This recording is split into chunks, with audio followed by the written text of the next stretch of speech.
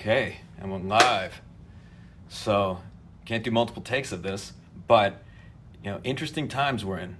This coronavirus, COVID-19 is creating definitely an interesting time, perhaps scary times, a lot of uncertainty. Seeing it in just everyone. Business owners, non-business owners. We're seeing this amongst our clients, our team.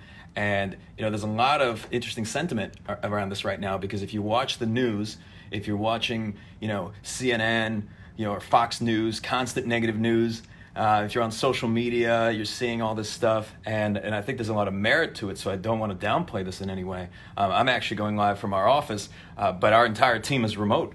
We went remote, we made that decision over the weekend, so we've been remote all week and going forward. But, there's a lot of just what I'm seeing, especially as this relates, and this is a message for business owners, and I can only speak from my experience, but there's a lot of just fear, and I sense a lot of reactiveness rather than proactiveness. And I think this is an opportunity for leaders to lead. So this is where you can actually do your job. And I think you can only lead properly if you're leading from a position of being proactive and you have clarity. And I get a lot of questions like, Mike, what do I do? That depends. It depends what your situation is, what your circumstances are. I think it could be different for every person. But the thing that I can say that is uniform for all leaders is that you've got to have calm and clarity. Calm is contagious. If you're freaking out, then the people around you are going to be freaking out. Your team is going to freak out. It is not a good way to make decisions.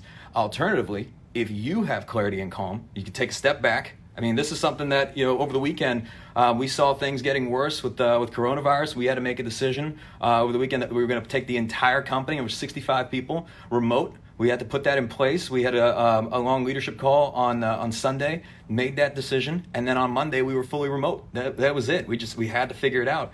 But in order to make decisions like this, because if you're all effed up and you don't know what to do and you're operating in a state of fear, you got to step back. And before you can lead anybody with calm and clarity, you've got to lead yourself.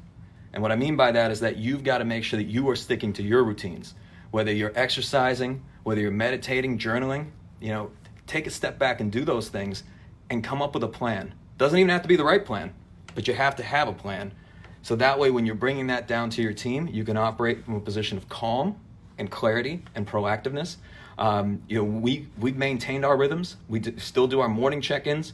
We added an afternoon check-in with the team. We're all on Zoom. Zoom is, if Zoom didn't cause the coronavirus, they're definitely benefiting from it. So that's a good stock right now.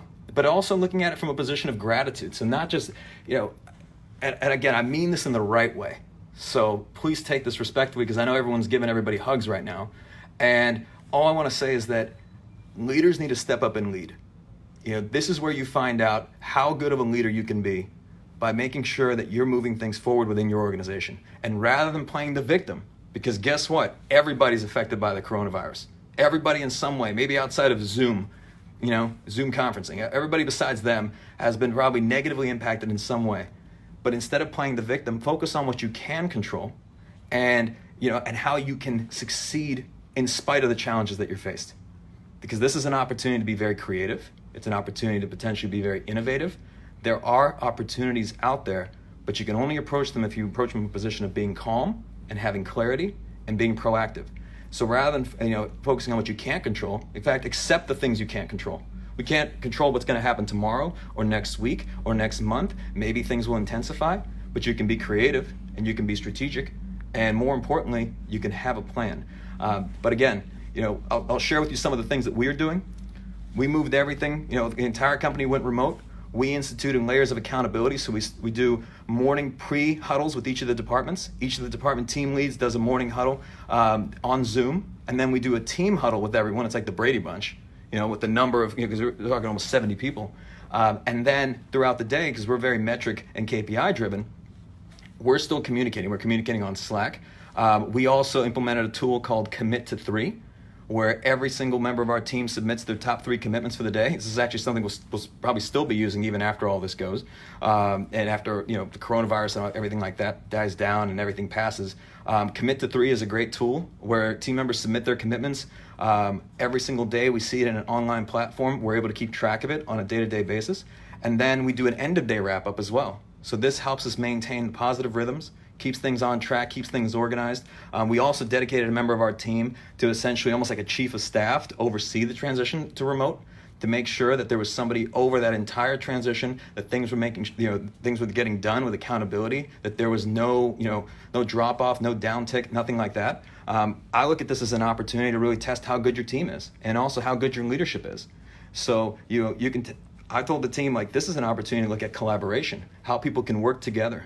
Perhaps you can even come closer together. There's a lot of opportunity in this, but first you got to get out of freak out mode. Because right now, if everything is bleeding out, you got to stop the bleeding. But as a leader, and this is the thing, I'll go rant mode for a moment here. As a leader, it is your responsibility to take care of your team, to take care of your family, and to take care of your business, and to take care of your clients. When I see people downsizing or laying people off, and I understand it in some industries this is inevitable, but to me that is a failure of leadership. I understand that sometimes you have to make these swift decisions, but for the people who are doing their jobs and coming in and executing properly, to have to lay those people off to stay in business is a failure of leadership, in my opinion. Truly, I truly believe this. And it's important to take notes, whatever situation you're in, because I've learned the hard way. I've made so many mistakes, but how can you prevent a situation like this? You find out how good your business is. If after 2 weeks and one payroll cycle, everything is in a state of just disarray, well, perhaps it's worth writing down, okay, what have I learned from this? And more importantly, how do we need to operate moving forward to make sure that there's stability, there's security, and we have a little bit of cushion for whatever happens and whatever takes place. At the same time, I'll share with you a lot of the things that we're doing is, first, we had to get everything organized. We had to come with a plan. I almost stepped back for a minute, and I truly did. There was a day where literally we stopped everything, mapped everything out, laid out the various strategies, and then from there, we said, all right, where are our opportunities? How do we support our clients at a higher level? We're stepping up our marketing. We're closing on a building next week. I'm not going to BS you. I'm not going to tell you guys to do it and then not do it myself. I'll probably document that too. And that could either be the best idea ever or the worst idea ever, but it'll be documented, so it'll be on the internet forever. But again, as the prevailing message here is that calm is contagious. Approach things with calm and clarity, but you got to lead yourself first. You got to whatever that is. You got to go into the jungle, go into the gym. If your gym is closed, do some push-ups, go for a run.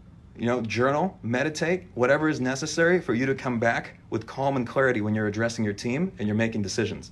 And then, finally, stop playing the victim. This is a time to step up and to also really test how good your team and organization is, because there's a ton of opportunities. A lot of opportunities will come out of this. If you're an attorney, there's a lot of opportunities, specifically pertaining to the incidents and cases we'll see as it relates to coronavirus. If you're a family law attorney, there's probably going to be a ton of divorces that come out of this. There's going to be a lot of opportunity, but if you're fostering that today and you're setting yourself up today, when things blow over, you may find that this was one of the best things that could have happened.